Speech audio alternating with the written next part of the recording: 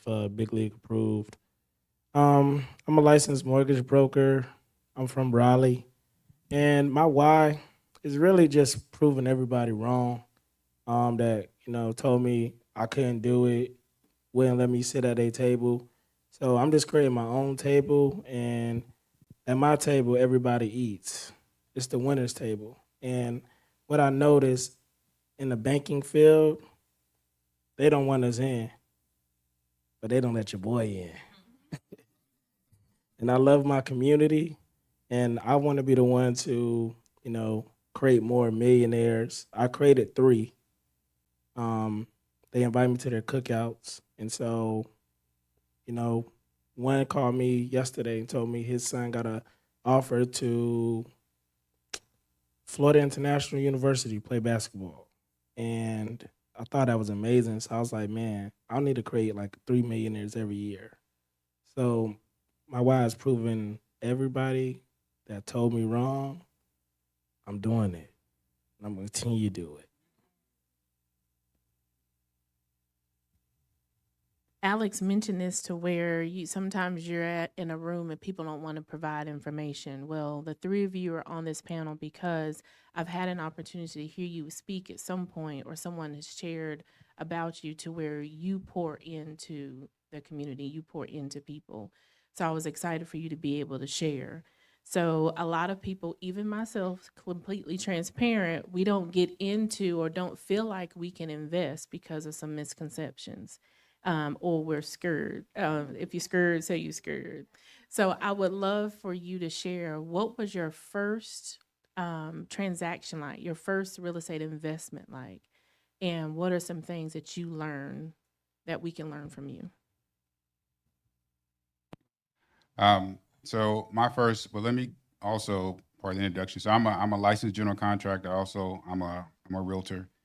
So we have a general contracting company and we have a real estate brokerage. So, and that's what I'm going to talk about now, which is what you led up to it. So in 2005, we bought a couple of properties on. I was in the military station in Fort Bragg. We bought a couple of properties. I always tell people you don't know how to buy them right, so we bought them wrong. Right, the first time we bought them wrong because we bought them in our personal name.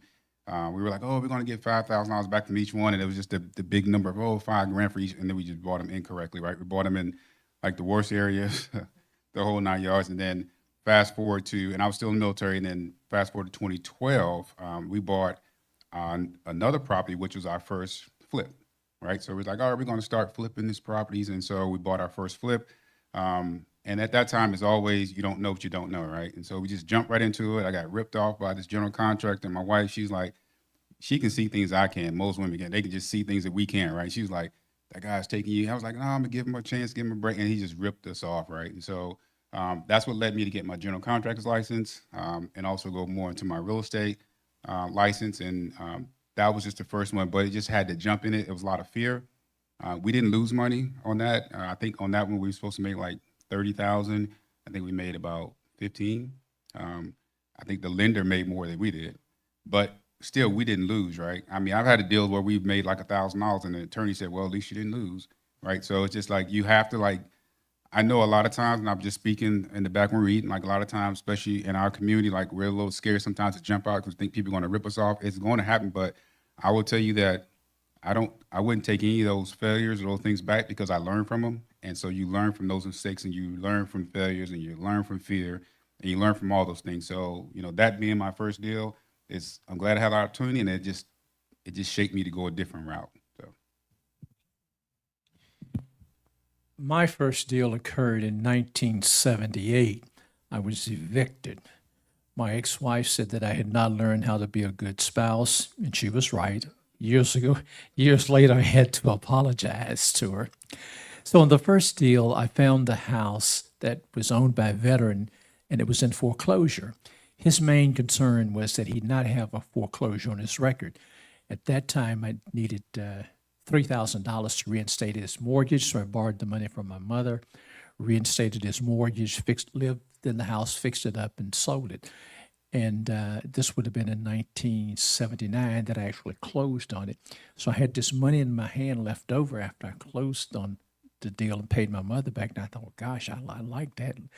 During the next 18 months, I lived in 6 houses, fixing it up, living in them, and fixing them up. So I no longer had a spouse that I had to be concerned about, well, sweetheart, we don't need to move. We don't need to do this. So I enjoyed myself in the next 18 months fixing up and flipping houses. That's pretty cool. That's pretty cool. Thank you. My first deal, I was a wholesaler. Started out as a wholesaler. This is back in 2012 when I was in college, and I was bored, so I was like, let me just figure out a hustle. So my first wholesale deal, I remember like it was yesterday. It was a toe-up big house in Durham, North Carolina. The Spanish guy owned it, and my mentor at the time was Spanish, and so we was getting ready to close, and on the day of closing, I go to the house and I was like, hey, are your stuff still in here? So I called my mentor. He was like, I'm in Puerto Rico. No, he's in Spain. He was like, he's in Spain, so he couldn't do nothing. So I had to figure it out. The day of closing, the seller was mad because he didn't read his contract fully, and it said, hey, if your stuff is not moved out, we're going to take $5,000. We're going to charge you $5,000. And when I say he was livid, like he started speaking at Guala Guala at the closing table, and I'm, had to pull out Google Translate to figure out what he's talking about. But I calmed him down. We got the deal closed, and what that showed me was like you just gotta just have a can't stop, won't stop hustle. That was like my biggest check I got in real estate. I was in college at the time, and it was like a big check, and so I was like, oh. I called my mom, my dad. I was like, hey, do I gotta finish college? So I made this in a day. But that was my first deal. And then from being a wholesaler, I then got into fix and flipping. And then I was at a point to where I was gonna become a real estate agent. But then I thought about my community and I looked and asked, I was like, do anybody know a banker? Do anybody know how the money work? And nobody didn't know. So I was like, oh, let me go figure out how the money works and bring it back to my community. And so now I know how the money works, and I just tell y'all, the secrets so y'all can get houses for cheap. Speaking of money, people say they don't get into investment because they don't have any money. So talk about the money part of investing. What are you sharing with them? What are some ways in which they can invest if their resources are low? All righty, y'all. I need y'all to take notes because I'm about to give y'all the information. Information is worth writing down. Yes, important information. So when it comes to the money, right, you always have access to the money. If you have a job and been on your job for years, you have this thing called a 401k. That's the thing that you can use. It's yours. It's not the company's, it's yours. Use it. Let me tell you why. What's happening right now in the economy? Everybody's 401ks, it's been taking hits. Some people are like, oh, I don't want to pull from my 401k because I don't want to get taxed. Uncle Sam is not shooting with you in the gym. The young people will know what that means. For my older people, Uncle Sam is not with you clocking in, grinding. He's taking from you. Stop letting Uncle Sam take from you. Use that. And then it's another thing that you could use. If you're a seasoned person, you should have some type of life insurance. I recommend whole life insurance, cash value life insurance. You can actually use that as well. Now, for my younger people that don't have life insurance or a 401k but have a 700 credit score, young professional just starting out, it's this cool thing called business credit cards. You can leverage that. And with business credit cards, is OPM. Just start a business. No, your business does not need to be seasoned. So you can run with that. Start with that. And then the other thing that you can use, and we're in this beautiful church, use your peers, partner with people. A lot of people feel like they got to be Michael Jordan. But last time I checked, Steve Kerr, He wants some rings too, right? So get your ring by any means necessary. And that's partnering with people. That's how I really grew my portfolio. I partnered with people that had money. And if you partner with people that have money but don't have the time to do the dirty work, I was just talking to Lionel here. We have a mutual client. You know, he doesn't have time to go to High Point. But say if you do, partner with Lionel, get it done. So partnerships is a win-win for everybody. Definitely get an attorney involved. But the money piece is easy to get. It's about having a deal. You make your money on the deal. Let me say that again. You make your money on a deal. If the deal was good, trust me, you'll find the money. You'll find the money. Somebody gonna invest in that deal.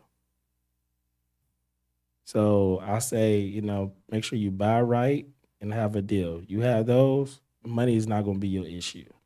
Trust me. All right. So to piggyback on what he's saying, so when I first started, like what he's saying right now, I thought it was crazy for someone to tell me, "Oh, just find a deal, the money will come." I'm like, I'm not believing that. Oh, find it because you hear all that. Hey, we're coming to your town, those commercials. Oh, we got a seminar, and they say same thing. He's saying, "Oh, find a deal, the money will come." But guess what? I found a deal, and the money came from three ladies that I'd never met that were, I want to say they were in Connecticut. And guess what? They didn't look like me, right? They didn't look like Kendra said, not like us. They didn't look like me. But guess what? All they cared about was the asset, like he just said. They cared about the asset, and that's the deal. I'm telling you, the one we had, and I said the lenders made more than I did. I think they made 20-some thousand dollars, and I think we made barely 15, right? But they looked at the asset because if I don't perform, guess what they're going to get? They're going to get the house, right? And eventually they're going to do whatever. So like he's saying, if you find a deal, the money will come because it's a good deal. Now, if him as a lender, if he tells you he's not going to fund it, that means it's a garbage deal. Don't do it, right? But to the money, so I will tell you as far as for me and for what we do. Like my wife, I think she sort of gets tired of hearing me saying like, "Oh, I need $200,000 for this deal," right? And she knows that eventually I'll find the money. So I don't I don't ask for money. I present opportunities, right? So if I contact him as lender, say, "Hey, I got this deal, and here are the numbers," and I send him the sheet, and he looks at all the numbers, he go, "Oh, the numbers are good," and he may ask me for some other information. So I present opportunity. So like I use, you mentioned it, he said OPM, right? So other people's money. That's like my thing. I think we've only put money in maybe into one or two deals. I believe one or two deals that we put money into, and we've been doing this full time since 2012. So I don't typically put any money into a deal. If I don't have to, I just won't.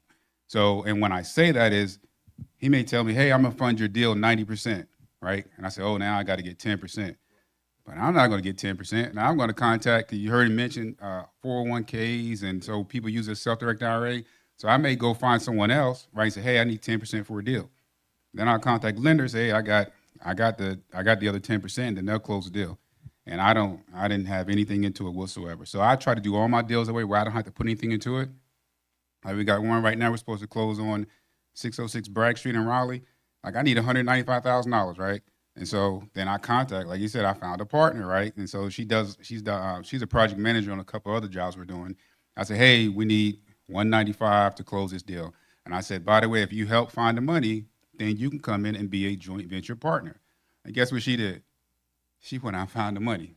She's like, "Lionel, we got $195,000. Ingrid's going to close the deal for us." And I'm like, "Oh, hallelujah," right? So, but it's bringing her in because I don't need to make 100% of the profits. I can care less. If I get 30 or 40% on that deal, I don't care because I got zero into it, right? So I'm a general contractor. I put the time into it.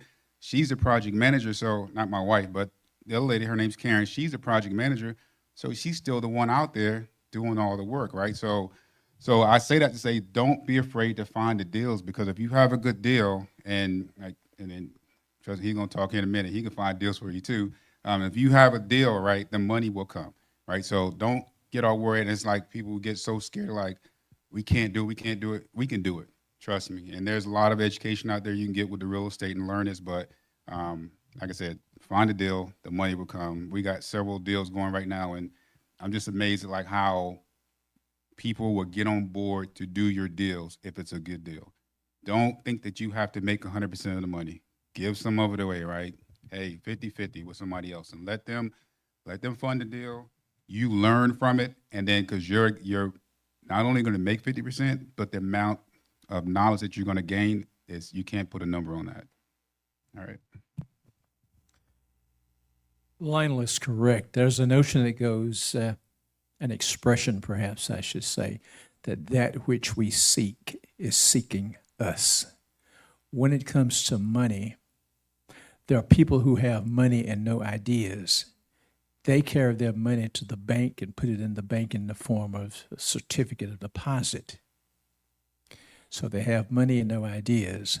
There are people like Lionel who have ideas and perhaps need some money. So they will go to people like Michael. And Michael's job is to find people who have ideas and no money and match them together. When it comes to real estate and money for real estate, all the money you need is available. There's an organization called NACA, Neighborhood Assistance Corporation of America, which primarily focuses on helping individuals buy a personal residence. Excuse me. With that program, there's no down payment, no closing costs, and no perfect credit. Today, their interest rate is about 5%. When it comes to investment properties, well, I think everyone should own his or her personal residence first. When it comes to investment properties, if you can find a property where you can buy the property for about 70% of its after repaired value or its market value after it's repaired, you can find lenders who will lend you the 70%. As long as that 70% does not exceed or would include enough money to buy the house and rehab it, then you can sell it using other people's money. And that's the best money, other people's money. So you were talking about deals. So can you think of one of the many that you've had? What was the deal? Where did you find it? What did it look like? How did you know it was a good deal? And just walk them through an example of what they may be looking for. Let me go. So I'll tell you about the one that we're currently doing, the one I just mentioned, the 195. So that deal, believe it or not, so anybody heard of NCREA, North Carolina Real Estate Investors Association? So I'm on that, I sit on the board with them. So one of the ladies, she called me one day, her name's Karen. She said, hey, she's a real sweet lady.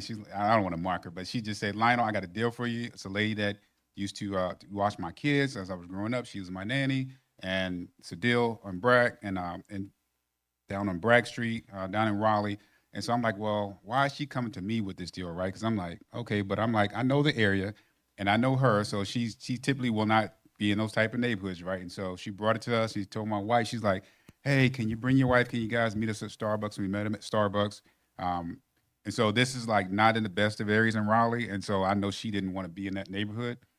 So the lady that owned the property, she ended up getting sick from that house. So I think it's encephalitis, is that the swelling of the, so the house was infested with rodents, with roaches, you name it. And she was living in the house. So they had to admit her in the hospital. She stayed in the hospital for 4 months. And so they were like, hey, you can't go back in that house. You're going to have to sell it. And so she came to us. She was like, hey, we got this property.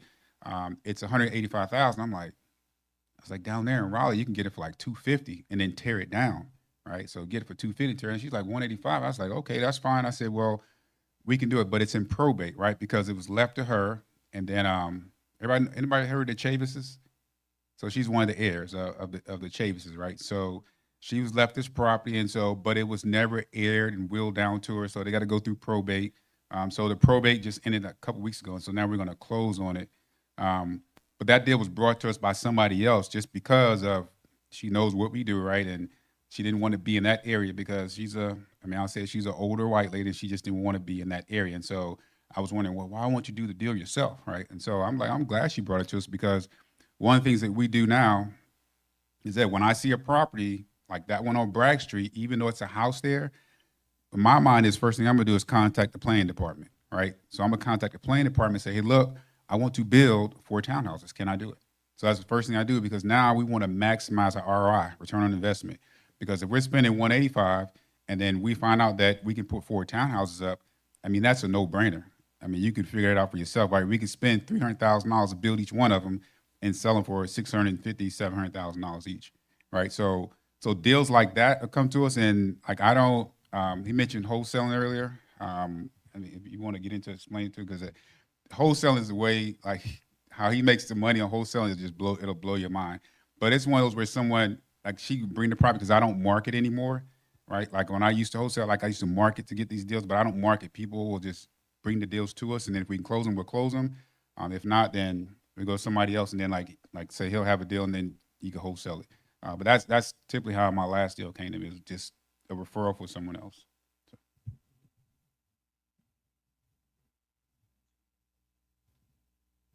Okay. All right. I'm sorry. Refresh my my memory. What was you? Am I supposed? An example of a deal. Wow. What was the deal? Just kind of give them an example of what it looks like in terms of you finding it. How did you know it was a good deal? Wow. Perhaps let me tell you about this deal. There was a young lady, she was on drugs. Her mother had left her a house and 30 acres of land, and she was behind on the mortgage payments on her house. So she came to me, and I loaned her the money to buy, to catch her payments up. Took a second note on the property.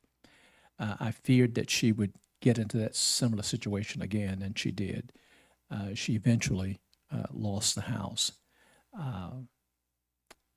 Along with that deal came a note on some land, and so I bought the note, and I figured rather that the owner or the holder of the note would not the holder, the person who was making payments on the note would not make his payments, and he did not. So I ended up getting 32 acres of land, and I donated part of it to a Catholic diocese in Raleigh, and they built a church on the property. That was one of my very first deals in which I made $100,000.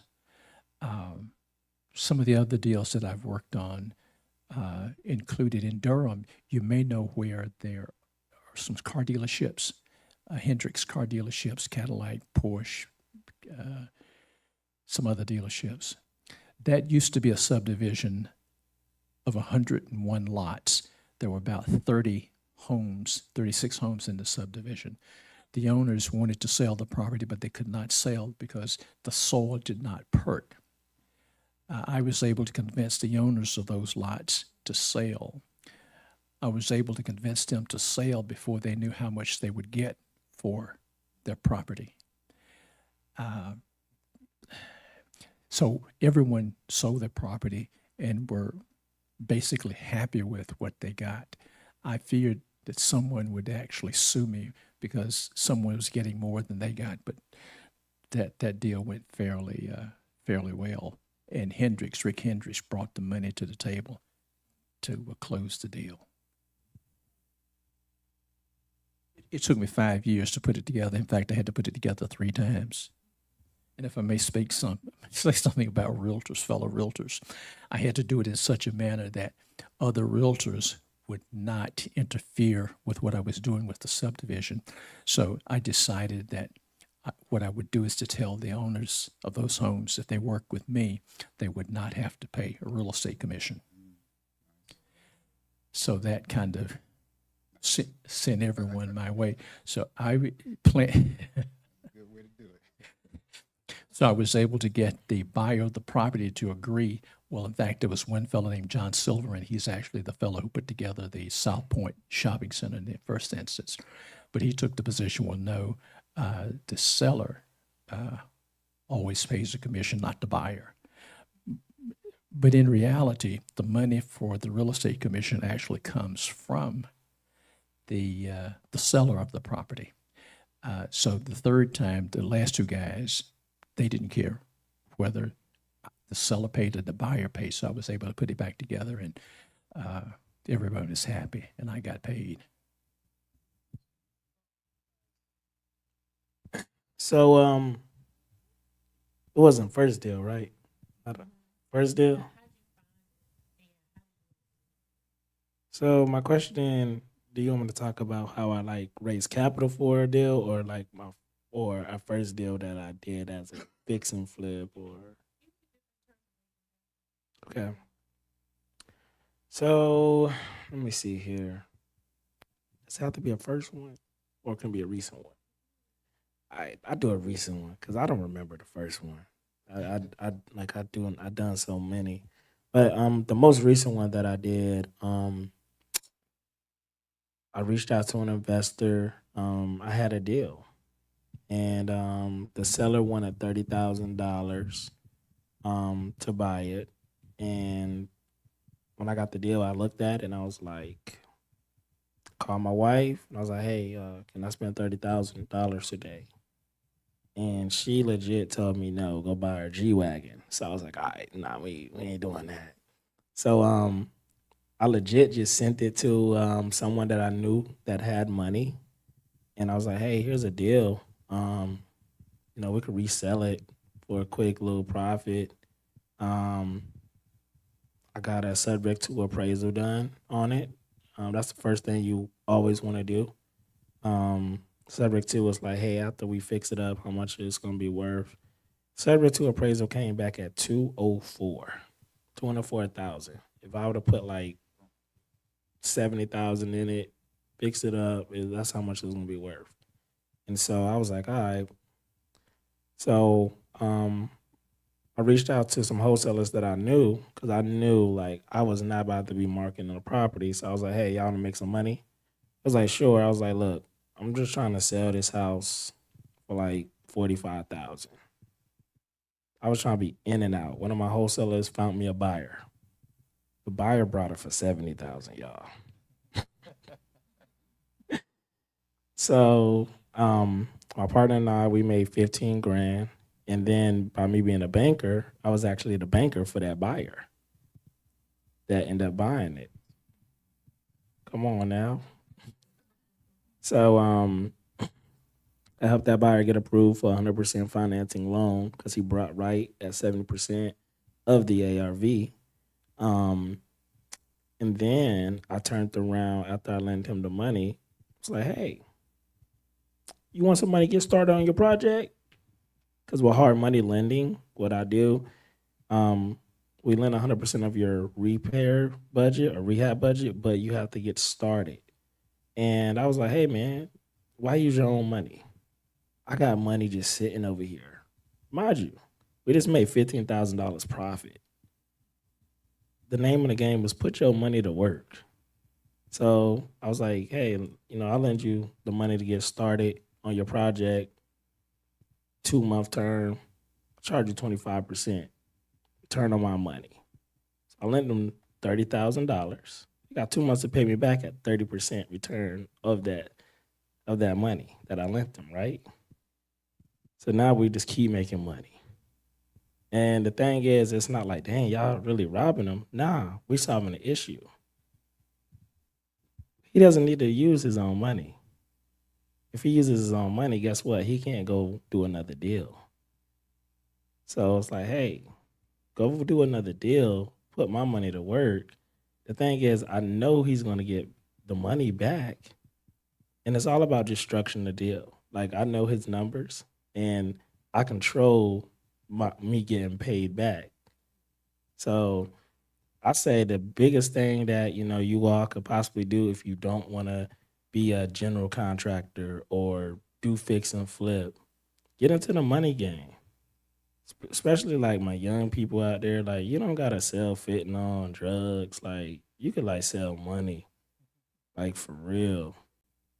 And this is what the white boys be doing. They be selling this paper, and I love it. And so that's a good deal. And the thing is, it's just structuring deals, knowing your numbers. And I know somebody's like, well, how do I learn how to structure deals? Every day, first thing you should do, find somebody like a wholesaler. Find as many wholesalers, tell them to send you as many deals. Call Lionel. Start asking Lionel questions about, hey, how much stuff costs? Ask Lionel, hey, your Bragg Street deal. Can I go out there and walk it with you so I can understand what to look for in an ugly house, the true cost, right? And then after you get ugly deals sent to you, start walking them, start going out there. Even though you don't got no money, just start putting in that work. Because the thing is, like I told y'all, there's money always out there. And so now you'll be able to start understanding how to put together the numbers, the deals, the structure. Then give me a call and say, hey, Michael, I got a deal. I need money. And I'll be like, I got you. How much you need? That's it.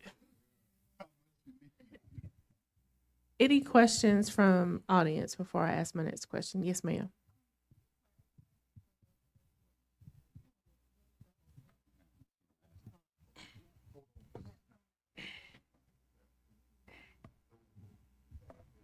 Yes, would you clarify for those of us who don't have any knowledge of the industry, like what is a wholesaler? Kind of explain that. Yes, a wholesaler is the easiest way I can explain it. They're pretty much they're like an unlicensed real estate agent. There's nothing wrong with that. Um, they just pretty much just focus on finding ugly houses. That's all they do. Like they not about to work with no first time home buyers. They not about to work with no pretty houses. Well, some of them will do if they crazy. But most of the time, they really just focus on finding off market properties and they have relationships with the owners. They do all the legwork, like go to the courthouse, call on owners, building rapport. Those are the people. Um, what I'm doing right now is I love that real estate agents, I'm teaching them how to become wholesalers because they already have the information. And the thing is, they're licensed too. Um, and so those are the best people that you can build rapport with. Um, the way that I learned wholesaling was from the old president of, and it was Tria at the time. I was like, hey man, I would like let me rock out with you, man. Come on now, come on, all of them. When I tell you, like when I got in this game, y'all, I was hungry. So I was like, look, you don't even got to hire the VA. He don't even speak English. I got you. Pay me $10 an hour. I'm calling 200 people like I'm crazy. And then, I'm working on my deal on the back end just so I can learn. Cause you gotta learn. But wholesalers, like, cause a lot of wholesalers, they need help. Become a dollar. And if they say, hey, I can't pay you $10 an hour, work something where you can get a commission. And when I'm telling you, when you get a commission, it's gonna change your life.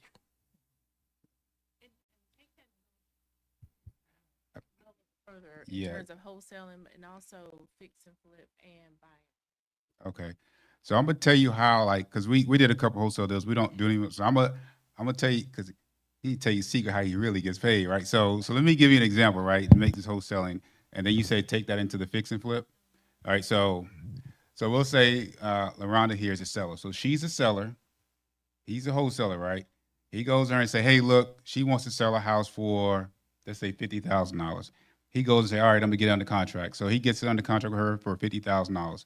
Then he'll contact me as a guy that's going to flip it or tear it down and say, hey, Lionel, I got a deal for $100,000, right?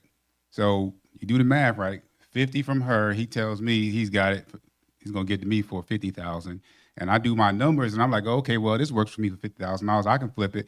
So in essence, now remember, now he's gonna step out of the way, right?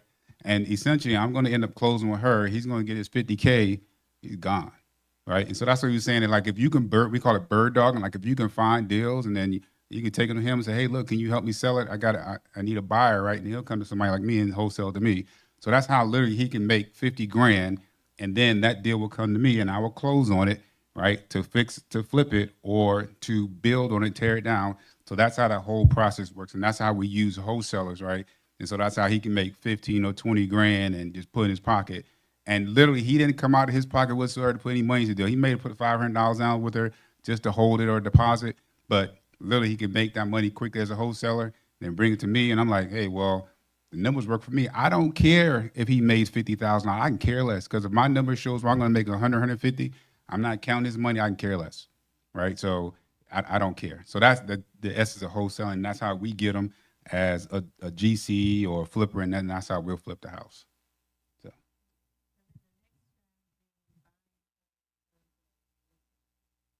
you want to do that? I know you do a lot of that. Sure, that's I like that part. Most renters, and this is true especially if they're single, will pay the landlord approximately 25% of everything they bring home. If a landlord has 4 rental properties and each person is paying him or her 25% of everything they bring home, then to the landlord, that's as if you have one person going out to work for you all day, every day, and bring you everything they earn. I have a daughter who's 53. She studied electrical engineering at A&T. She finished college about 1992. When she finished college, I told her, Leslie, if you do not buy a new car, and I'd bought a used car in high school, I told her that I would help her buy $1 million worth of real estate. And I told her what I just told you about paying 25%. And I prefaced what I was saying to her by saying that slavery in our society is illegal. You can't do that anymore. But you can get 25% of what other people earn by providing them a house. When Leslie got her first house, she came to me and said, Daddy, guess what? I said, what? She said, I got a slave. And I thought, oh my goodness, I shouldn't have told my child that. But things are neither good nor bad. It's kind of the way we look at it. Now, I'm a licensed real estate agent. Ministers tend to prepare folk for a heavenly home. And as a real estate agent, my main purpose was to help people have an earthly home. But some people just don't want an earthly home, so they rent. And if that's what they want to do and I can't show them otherwise, then I'll help them become a renter. So when it comes to, let me do it this way. I used to prefer to flip properties, but now I want to keep them. In fact, if I were to ask you if you want to become a real estate investor, knowing that people will give you 25% of everything they earn, and I said to you, look, I'm going to put some people in a line for you who are going to give you 25% of everything they earn. Now, how many people would you like in your line?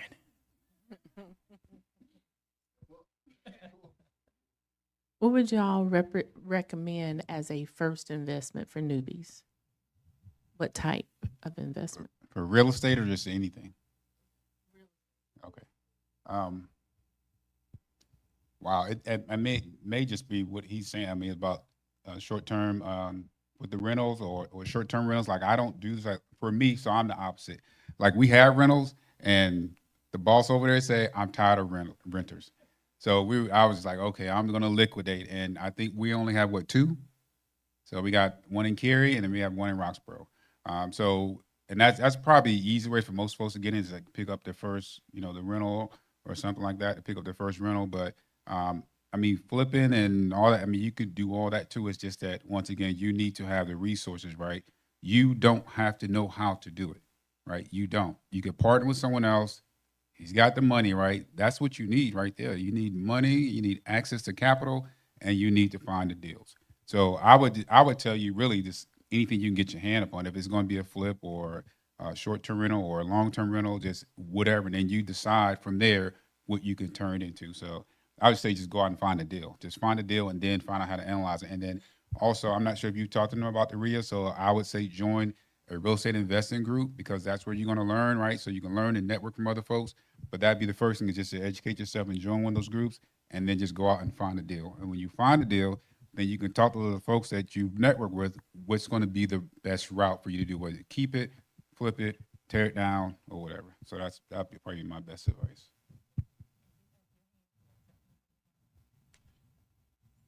I think the first piece of real estate a person should buy is their personal residence. And I mentioned the NACA program earlier. That's the program where you don't need a down payment to buy a house. The FHA was at 3.5% down. The state, some state organizations have monies for down payment. And so to me, the first piece of property to buy is a personal residence. If you're looking to buy the first investment property, then as Michael suggested, wholesalers, you can find the deals there. And there's money available. All the money you need to buy the property you want is available. It's just a matter of finding a deal and attracting folk who have money. That which we seek is seeking us. All righty. The first thing, what's the question?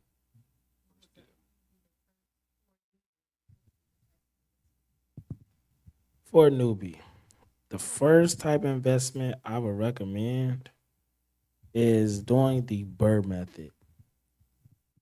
Y'all like, what's the Burr method? When I tell y'all the Burr method, buy, rehab, rent. Buy, rehab, rent, refinance, repeat. That's the best thing that you could do because it gives you options, right? So with the Burr method, if you want to fix and flip it, sell it when you're done. Or if you want to have a slave, keep it as a rental, get that 25%. Let me tell y'all who giving that 25% away. Well, you ain't got to work too hard. Section 8 ain't never late. I love them. Where they at? They be like, oh, Section 8 tear up your house. Hey, no, they don't. They don't pay about them vouchers. Section 8 ain't never late, y'all. And if you don't really want Section 8, I love me grandma and grandpa. You got SSI grandma. Let me tell you why. They not moving nowhere. My grandma is on SSI. She been at her property for 20-something years. She ain't going up. Grandma and grandpa, they not going nowhere. I got a tenant in Greenville. They've been over there since 2013.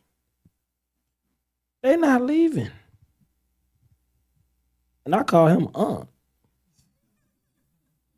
And so the best thing that you could do is buy an ugly house, fix it up.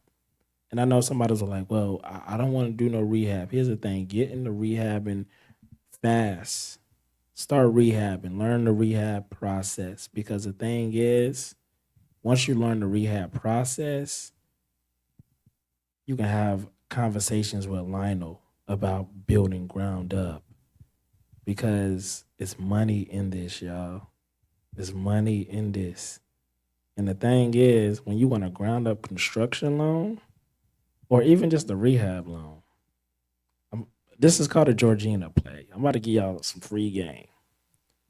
This is how you make money off a house without flipping it. You tell me, hey, Michael, the house is going to cost $70,000 to rehab. And let's say it's only really going to cost you $50,000. We still going to lend you the $70,000 because the numbers make sense. We don't care. Guess what? Pay yourself tax-free. Well, how you like, well, how is it tax-free? It's loan money. It's a loan. You don't pay taxes on loans, and guess what you do after? You then pay my hard money partners back in a refinance. So then I'll take you to another private equity firm. They like to hold the properties for 30 years. It's called a DSCR mortgage. So guess what? We don't need no tax returns or no pay stubs. All you got to do is have an LLC or a corporation. No nonprofits, right? Ain't no money in that. But LLC or corporation, and now you're refinance. Let's say I just had a client, she did this. She got $30,000 back. So if you made 20 doing the rehab and then you made another 30, all of it's tax-free. She made $50,000 off of one house without even selling it. And guess what she's getting? She's still getting that 25% coming in. And so that's the beauty of buying real estate, because you don't have to buy real estate putting 20% down. That's like the worst thing a new investor can do is putting 20% down on trying to buy some real estate. Buy an ugly house, learn the ugly house game. You have Lionel, he might have a mentorship program. I don't know, but reach out to him. He can help you or partner with him on your first ugly house deal. That's all I got for y'all. Oh, I would say he just reminded me of something, so appreciate that. I got one I need to refinance. So, but no, it's. I just want to say one thing on what he said, because what he said is just you. A lot of times you hear a lot of stuff and you just think that no, it's not possible. You can't do it. That property I mentioned, Roxborough, we paid. It was the ugliest house you ever want to see. We paid $7,000 for the house. We put 30,000 to it. I think the house now is worth $180,000. So just sitting up here listening to him, because I'm like, I have never refinanced the house whatsoever, and I'm like, we got all this equity into it, and she's an older lady. She's on a fixed income, and the thing with her is like we've never ever raised her rent, never. She treats the house like it's her own house, literally her own house. If it's something, most tenants, when something goes wrong, they won't call you. But no, no, no. She'll pick up the phone in a heartbeat and call us, So, like, and we tell her all like every December she never pays rent because we write that off for every December. So, and it's a blessing to her, right? So, if you got a good tenant, take care of them. But I'm glad you mentioned that because I might reach out to you because I need to refinance that thing. I'm like, we got equity in that thing, so I just want to pick up with something Lionel said in terms of NC is a great place to learn because there's no way that they could go into detail. We don't have enough time for them to go into detail on everything, but I do encourage you to look up NCREIA, NCREIA, is it .com? yep.com. .com, as well as TREIA.com. And being a member of NCREA, if you see an event or a training that you want to go to, we can do a guest pass. And if you let us do a guest pass, we get NCREA books. That's good for us. Then if you join, we get more books. So that's even better for us. Yep. But again, it's opportunity for you to learn and dig into this information a little bit more. Yes, ma'am.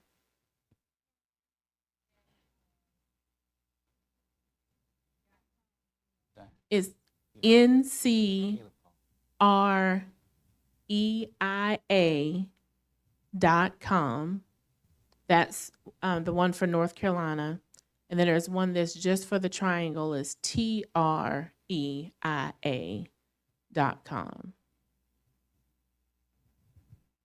And then I'm always lifting up people. So my girl Flo Jacques is having a real estate investing one-on-one session on March 22nd.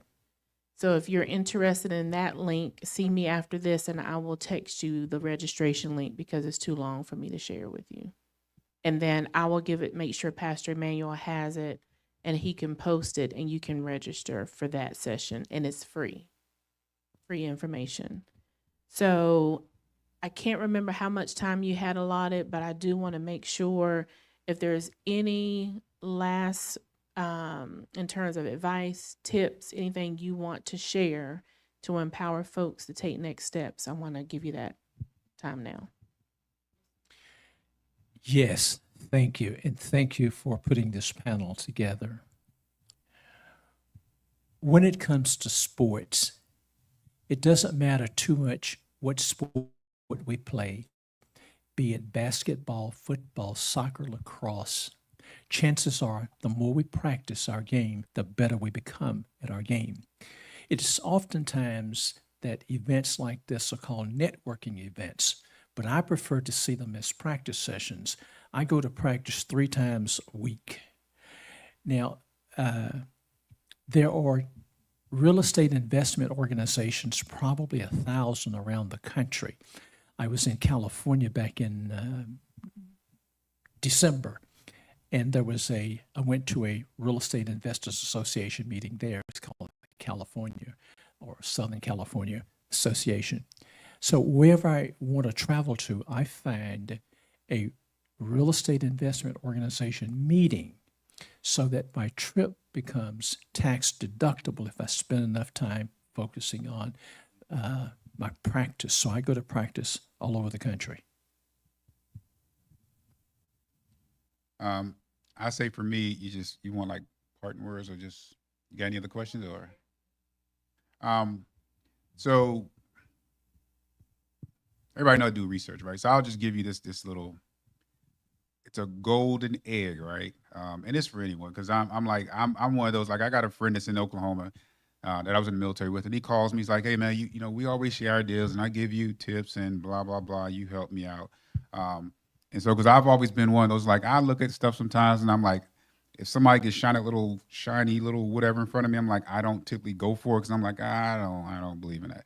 But I will give you this little tip, and I'll just say, look, do your own research because Michael keeps mentioning young people, and the young people are probably more than this anything, right? So you heard me mention. I'm not sure if you caught this earlier, and I said, you know, getting church ready for church early, and I was watching a YouTube video on XRP, and my son comes in. My son's 17, and you know he goes to school up in North Raleigh. He comes, he says, my friends are talking about this. I say, well, what do you know about XRP? He's like, I don't know anything, but I know my friends always talking about it, and they're blah blah blah X Y and Z, right? So these kids, you know, a lot of kids now they probably make more money than we do without even leaving their computer, right? So I just tell you that to say, write down those 3 letters, XRP. Do your research on it. It's a cryptocurrency. It's outside of real estate. And I'm just putting this little bug in you. Just do your own research on it, right? Just do your research, and then you make an informed decision from there. Because my goal is, like I told my wife, is we will become completely passive, where I'm literally not going out building a house. Like I got other folks right now that are project managers and so on that are doing different stuff for me, and I don't want to go out and do all this stuff. I'm the general contractor. I just want to fill out paperwork and applications and submit it, right? But we are also looking at 2 other things too, right? Because if you look at anybody we talking about building generational wealth, if you look at anyone, I guarantee there's real estate somewhere in their portfolio, whether it's an actual asset, real estate investment trust, or whatever it is, right?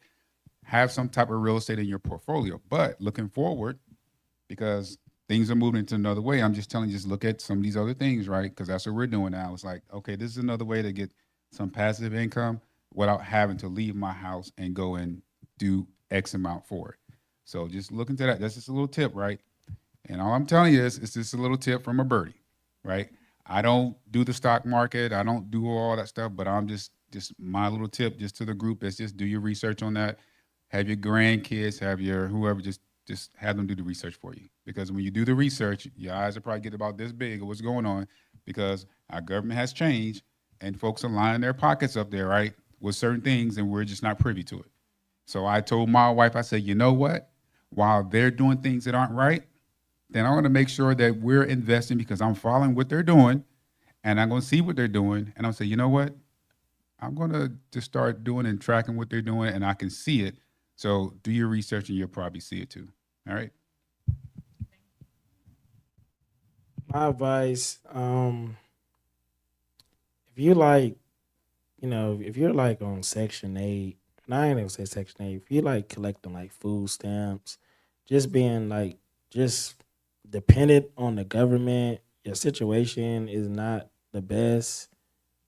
Don't let that like be your story. Like, get your behind up, build up your mindset, get on the internet.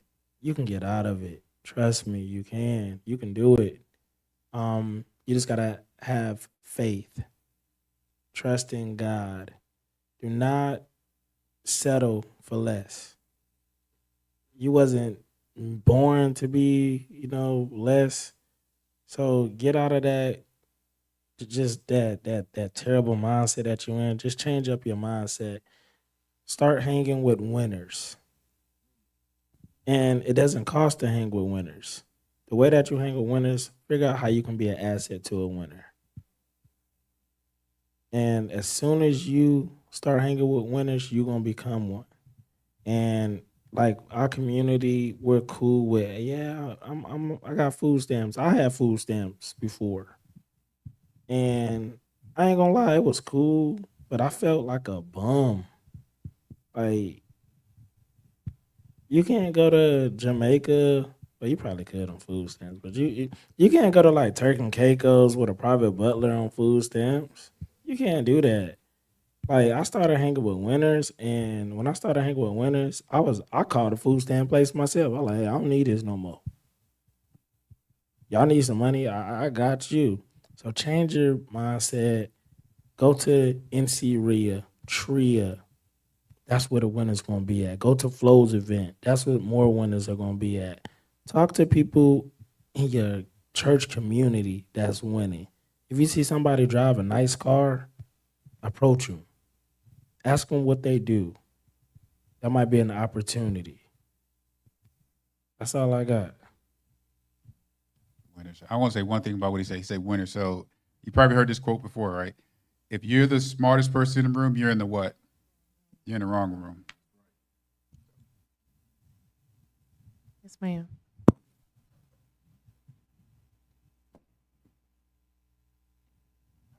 Wanted to ask this question. You guys spoke a lot about deals and finding the right deal. How do you find those deals? Where should we be looking?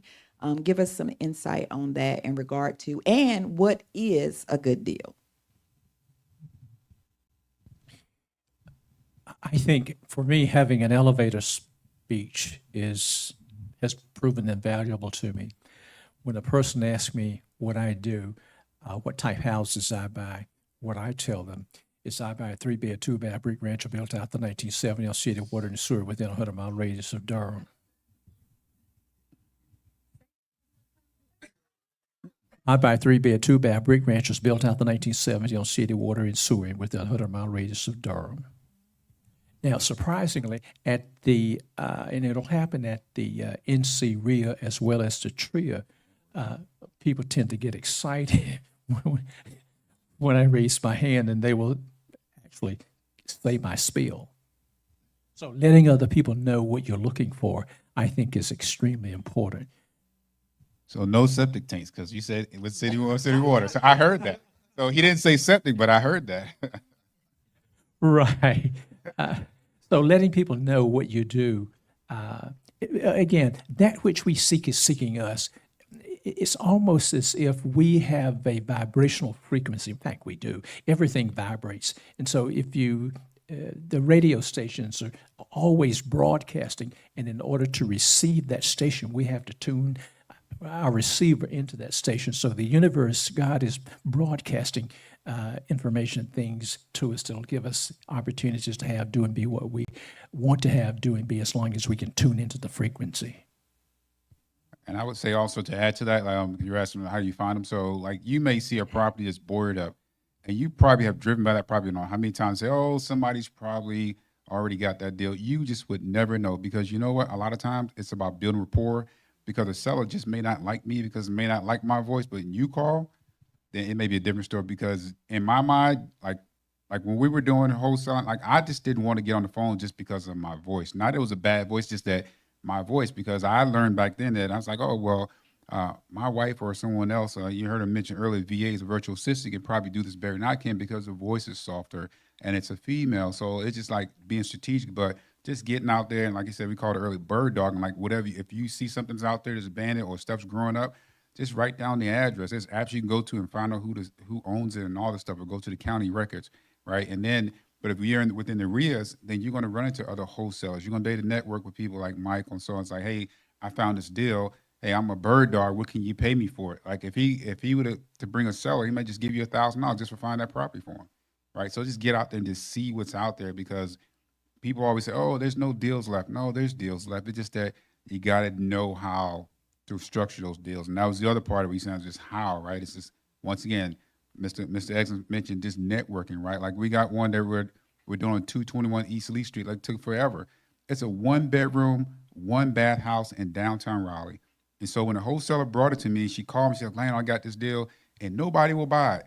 It's like 1-bedroom, 1-bath, $275,000. Who would buy that, right? 1 bed, 1 bath, $275,000. Nobody would buy it. And I said, where's it at? I said, matter of fact, just give me the zip code. She said 27601. I'm like, that's downtown Raleigh, because I know in my head that's downtown Raleigh. And I said, how much you want? She said 275. I said, we do 250. Let me talk to the seller, because in my head, because I'm a general contractor. I'm like, well, I'm going to take that 1 bedroom, 1 bath. I'm going to turn it into a 3 bedroom, 2 bath. And I'm going to sell it for $750,000. Right. So that's how like my mind works is what can I do to improve it? Because like I don't do flips anymore, but I do VAs, which are value add flips. So if I can add to it and put an addition onto it, or finish a basement or finish an attic, that's the type of property I want in addition to the ones that I can just tear down. So it's just to know all that, you just got to be in the real groups. Like you said, you just got to network with people because you just never know. Everybody passed on that 1 bedroom, 1 deal, 1 bedroom, 1 bath house. Everybody did except for me. I was like, I know what I can do with it. Boom, I'm returning to this. Right. So look, I need y'all to write this down. I'm about to give y'all some game again. All right. So look, she asked about how to find the good deals, right? You want to first buy PropStream. It's a website called PropStream. Get PropStream. It pretty much shows you, you can look up people's phone numbers, address, their home addresses. You can find vacant deals. You can find every deal that you think about, you can find it. But just don't get it and don't do nothing with it. You can learn how to use PropStream on YouTube University. So type in like, hey, how to, skip trades on PropStream, how to use PropStream. You got to put in the legwork. Because guess what? That's what I did when I purchased PropStream. I didn't have a mentor when I purchased PropStream. I watched YouTube videos on a Saturday and Sunday, and then I messed around and got a house for $15,000. I told the bank I needed 100,000, but I just really needed, how much I needed? I think like 70. The house is worth $280,000. So PropStream.com, YouTube University, and then once y'all have a deal, give me a call and we can kind of figure out, hey, do you want to do the deal yourself or do you want to wholesale it? I say do it yourself. And then if you know people that want to invest in real estate, have a deal, have money, but need financing, I pay bird dog fees on the financing side. It's all about the deal. I'll pay 5,000. It's all about the deal because it's different with financing. But yeah, I do pay small bird dog fees just by sending me a referral. Because at my table, everybody eats. And don't look at a property too long. My personal, now. I have been driving by one for the longest. Go. I went to an NC RIA meeting. I said, just look it up. For me, I didn't buy PropStream. I went to True People Search because it's free. And I found a couple of numbers and I called and I couldn't get anyone. I go on Wake County Real Estate and I looked. LLC bought it like 2 months before I finally made the decision to call. And that's what it was. It was an abandoned house. The grass was growing up. I never saw anyone there. I drive by and it's on the corner. This would be a great, great area. Just do it. Just do it. And you said like the money would come. Well, somebody else just did it before I did. So don't sleep on it. Don't think about it too long. Just do it. And come to an NCREA meeting and sit down with someone that you don't know and just have a conversation with them and talk about what you have because Pastor may laugh at me. I'm an introverted extrovert. I go to those meetings and I have to make myself talk to people because I don't always know the people in the room, but that's how I have began to learn. You got to get comfortable with being uncomfortable. That's what I used to always say. Very true. Any other questions? Oh, Perhaps we could give each person an opportunity to ask a question if they had one. Could we start with you?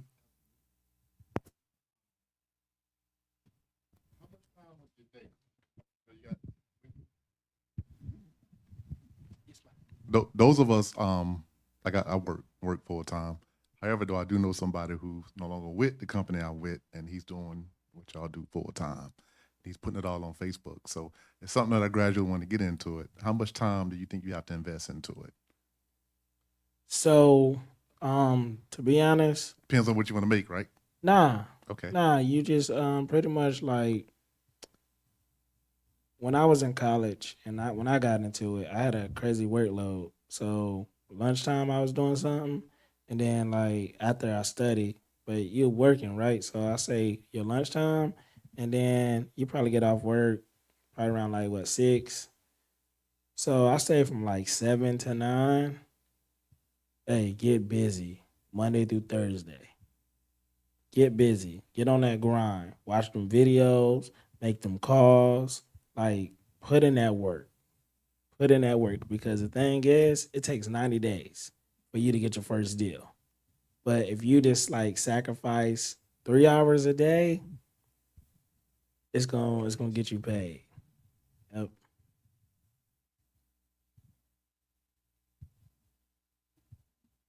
I want to give everybody an opportunity. Ask a question. Now, I know that you had said for the best, the first property should be your own personal property, which I had never really been one to wanting to own anything other than a nice car to drive. However, I have been, considering that as far and getting into the one thing that man cannot make any more of, and that's real estate. Man cannot make any ground. Ground is already here. So that just has to change from ownership to ownership. So that's the thing that is intriguing me the most. And but for a person that, let's say, that is on a fixed income, where would be the starting place, for them?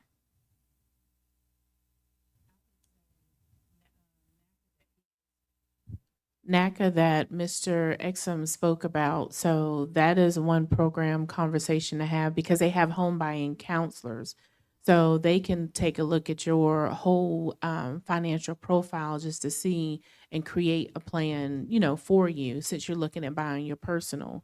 But in terms of no money down and those programs, and then as first time home buyers, the state, and depending on what city you buy in, there's first time home buyer programs, down payment assistance opportunities there as well. So any of us can connect you with someone to speak with a home buying counselor that can help you really carve out that plan. Do you have LaRonda's number?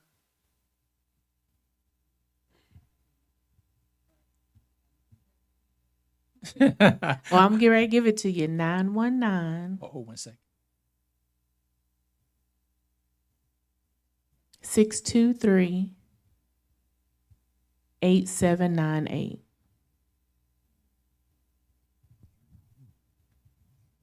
So, ma'am, question.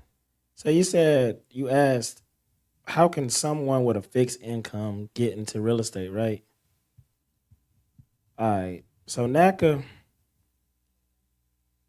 that was for buying. That was like for you buying your main.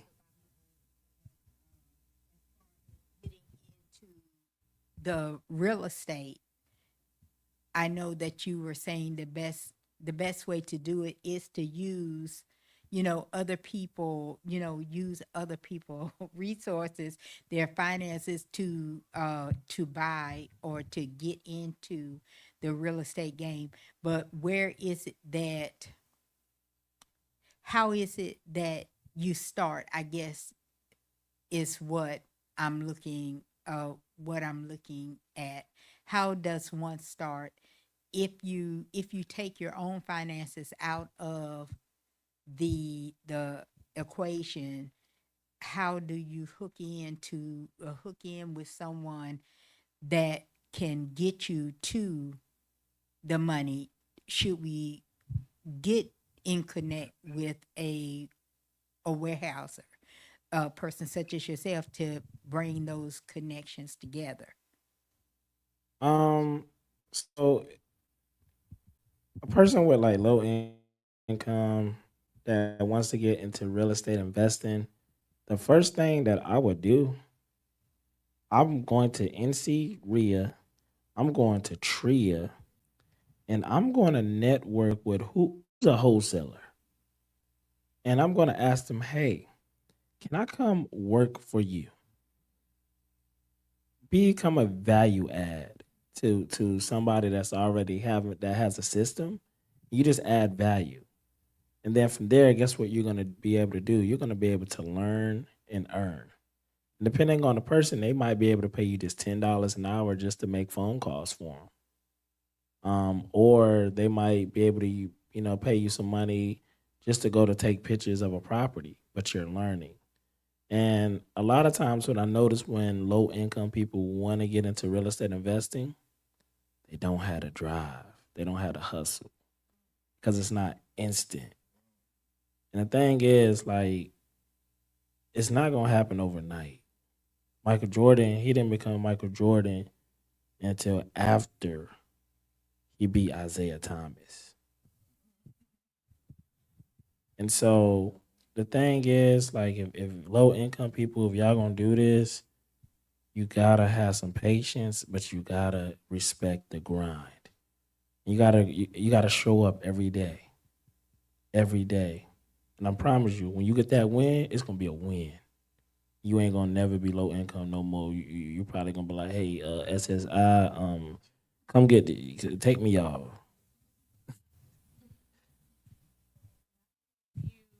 And I don't know if you were joking, but I don't know if you heard Mr.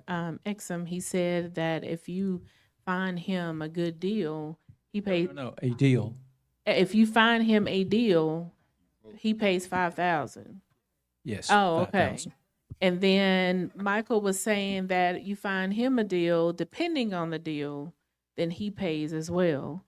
Do the same thing. Any And- of us would. So yeah. Okay. Find Bring me, the deal. find me somebody that needs some finance. If they need some finance, I promise, I got you. I got you. Change your life overnight. And then you remember Lionel also said in the wholesaling example, you find the deal, you offer someone, you get it under contract now. You need to have a conversation with someone with the contracts because you want to have, am I saying it right? Subject to this, subject to that, to cover you just in case you can't find a buyer. You're not tying up any money, but he didn't spend any money here. He found someone to buy it. He made money. So that's another opportunity. Another opportunity. If in your daily travels you should ride past a house which appears vacant, perhaps the grass is overgrown or it appears not to be lived in, please write down the address of that property. And Michael with PropStream or Lionel with PropStream will be able to look up that property. And I'm hoping that they will give you, should they buy it, some compensation for your time, effort, and energy. No doubt. Look, remember this. It's the internet. Your network is your net worth is your network. So Michael gave you the blueprint. He said, just go join the RIA. You have to be around like-minded individuals. If you're not, it's not gonna work for you. Be around like-minded individuals. So join the RIA. Michael just told you that. Just join the RIA. And like Mr. Aranda said, you can get a guest pass to go to 1 or 2 meetings. Like I teach 2 of those meetings a month on Zoom. Like some of those meetings you don't have to go to in person. They're on Zoom. All right. I teach two different. I teach the experienced investors group and I teach the new investors group. I do that twice a month with NCRIA. And then I do special events for them. Like we got one coming up in a couple weeks called Estimate Repairs in Raleigh. And I'll do special events for them. So just join the RIA because that's where the knowledge is going to take off. And then you'll learn from there. Just join the RIA. Every third Saturday of the month, I do a free fix and flip tour in Rocky Mount, North Carolina. On the tour, we'll have an opportunity to see 3 or 4 properties at various stages of rehab. Typically, there are about 35 or 40 people who attend these events. During these events, you'll have an opportunity to talk with contractors so that you can get some ideas about what it costs to replace a window in a house, what it costs to place flooring in a house or carpet, et cetera. But those are excellent opportunities, in my opinion, to get information. And for some reason, people who are into real estate will give you free information. Now you see why I was excited to have these three up here. So make sure you should not leave without somebody's phone number today, right? You got a QR scanner? Because that's if you got a QR scanner, I'll just give you my little barcode and you scan it. So I don't have to talk. It got the email, the phone number, and everything. So when we leave out, I'll just give you my phone and you just scan it. This is boom, just like that. They too fancy. Yeah. See, I'm fancy. Yeah. too. No, I lose cards. That's why it's the best way. So look, I'm just gonna give y'all my number. If y'all are interested, Mackenzie. My phone number is 919-522-6334. Shoot me over a text. Just be like, hey, I met you at the church event. And then I'm just gonna send you over my calendar link for us to just have a conversation. And we can go from there. I think the gentleman in the back had a question. While she's doing that, so I'm gonna charge you with this because normally, like, I normally don't give this out, and the reason why I give it out because I guarantee you, only one or two of you may say, "Hey, I met you," and blah blah. Because most folks just won't reach out. So I'm just telling you, like, this opportunity, like this, doesn't like. I've seen them. Like, we go to different meetings. I've seen them before. Like, I've seen them in Charlotte. I've seen them in meetings in Raleigh. Like, we'll see each other around here and there. We may not speak, but we see each other in those rooms, right? But if you just don't talk to people, I'm telling you, you're just gonna, like Michael said, you're gonna be in the same situation next year and next year. So I can't tell you how many times I've given this out. Maybe one person will reach out after a meeting. I'll give some information. I'll never hear from them again. It don't hurt me. It don't affect me, right? So, like, but if you want to, as they say, level up, I can't say it enough. Like, the RIA don't pay me. I'm a volunteer. And I just tell you right now, like, join the RIA. That's where you're gonna learn. They give all these different classes. And that membership is, I think it's $199 a year for the membership. And you go to all the classes that your heart desires, right? And get the information. So just, like I said, you got to put yourself out there, though. Yeah, it wasn't really a question, but like a few years back, found out about wholesaling, YouTube, Facebook groups or whatever. Found a house in Durham, like right near Central, and I had like an app or where you can do the ARV and the comps and all that. And I guess for some reason, the comps wasn't right, so I got it on the contract. I got it in the escrow, and I had like 2 weeks to find somebody to buy it. But all the buyers were like way lower than what I got it on the contract for. So is there a way to actually know the correct ARV and the correct comps? Yes, there is. In a situation like that, you went by yourself, right? No mentor, no help. That's where you messed up at, man. Again, get a mentor. Like, a situation like that, bro, like, for real, if you know you about to do it, find a mentor while you doing it.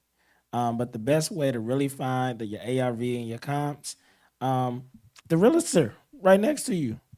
Call her, right? But here's the thing with the realtor. I'm gonna put you on game. They don't like dealing with y'all wholesalers because y'all be comping them. Hey now. Yeah, they don't. But some of them do. But this is how you build a relationship. Don't just be like, hey, I need comps. You know, send them some lunch money, $10. Hey, I need my comps.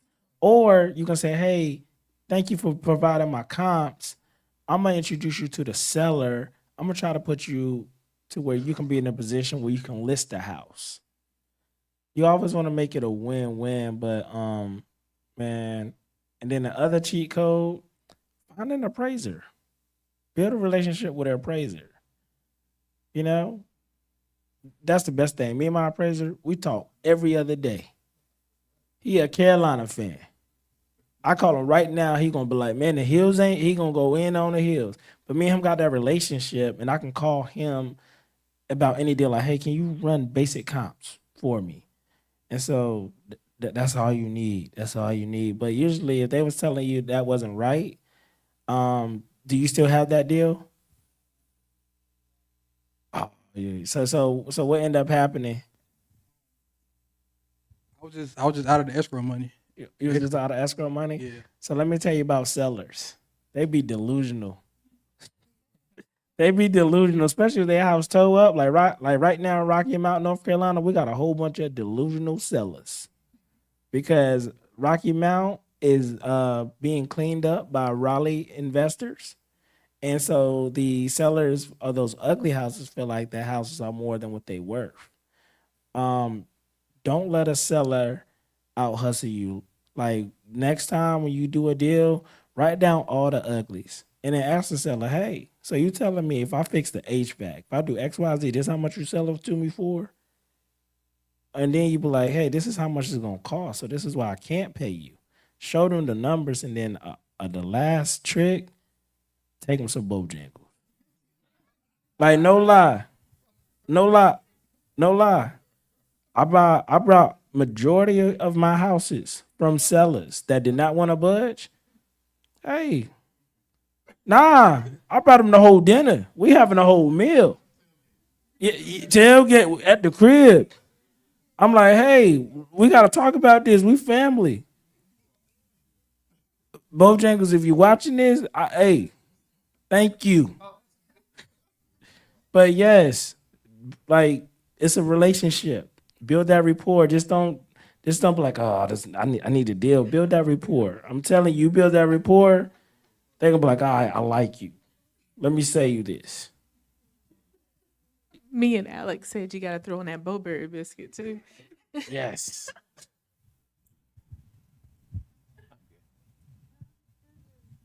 All right, I'm sorry. That was pretty good. So he knows an appraiser. He can hook you up. I know an appraiser as well. And if they lose their mind and they ask for a certain price point, you call me and I can show you. You show them this is what this price point of a house looks like, and yours is not it. But next time, give me a call. Give me a call. Also, if you're looking to wholesale some properties, let's get some wholesale experience on your side. Hey, so I don't do that anymore. I'm a banker now. So, but nah, I do have a wholesaling network. They can definitely I can make that introduction for you. The only thing is, I only ask if I make that introduction, do not make me look bad, because I say I don't know you. But yeah, just do the work. But they will get you paid. One of my wholesaling networks, one of my clients actually became a wholesaler, and she wholesaled her first deal. She made like $20,000. And guess what she did the other day, y'all? She took me out for steak. Her and her husband. I was like, look at God, and I was hungry. The other thing you want to do is network and get to know people because you're going to want to have some paperwork ready. Don't I will say don't get caught not prepared, at least for that.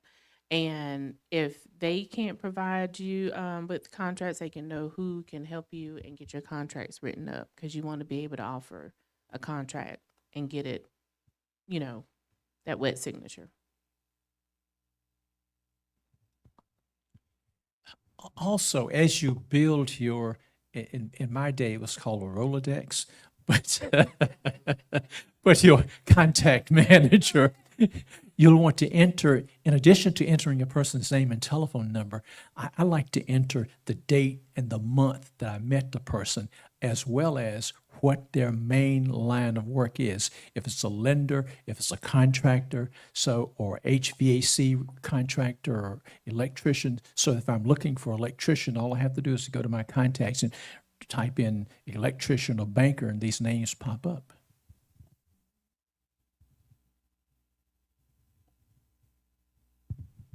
All right. Well, I have no more questions, Pastor.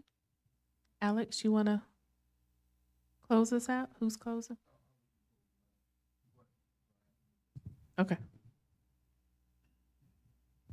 Well, first of all, let me say I thank these brothers for coming out and sharing their knowledge.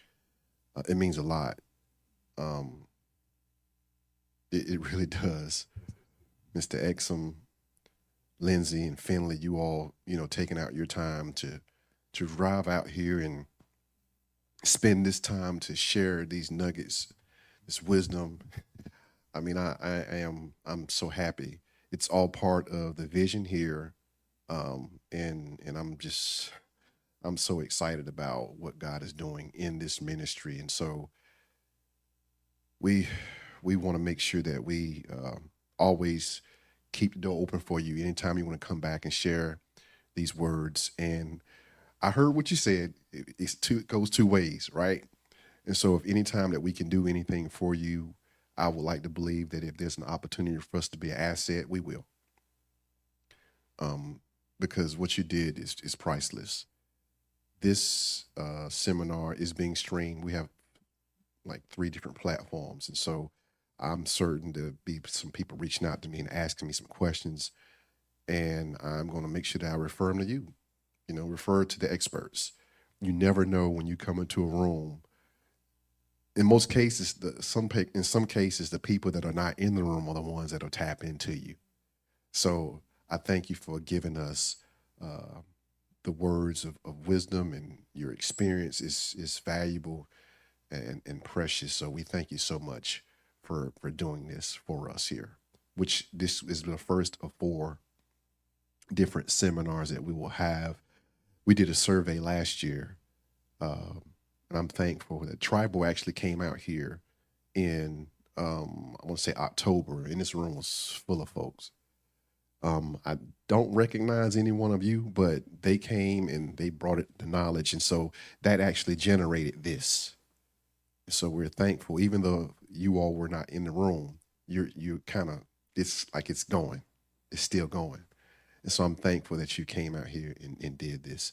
Alex? Speaking of TRIBOR, go to triborpresents.com, and we have Realtus Week coming up April 6th through the 12th. There will be a lot of activities, but there will be some more educational opportunities as well. And we will be ending Realtus Week with a Building Black Wealth event on April 12th. That one will be in Durham. And then we're partnering with you guys, Renewed Covenant again, as well as Manifest on June 21st at the Art Center. So, say what now? Juneteenth weekend. So share. If you found this valuable, keep coming out, because it only adds to what you are learning and understanding and putting in your tool belt. But please also share the information. Hey, we just want to thank you guys once again for coming out to our Building Generational Wealth seminar and adding to our community, adding to our knowledge. And we thank you for all that you've done today. Please come back again. Doors are always open for you guys. If we can ever do anything on our end for you guys, please reach out to myself or Pastor. We'll make sure we have our numbers, or either LaRonda can put you in contact with us. Again, thank you for coming out to Renewed Covenant Christian Center, our generational wealth.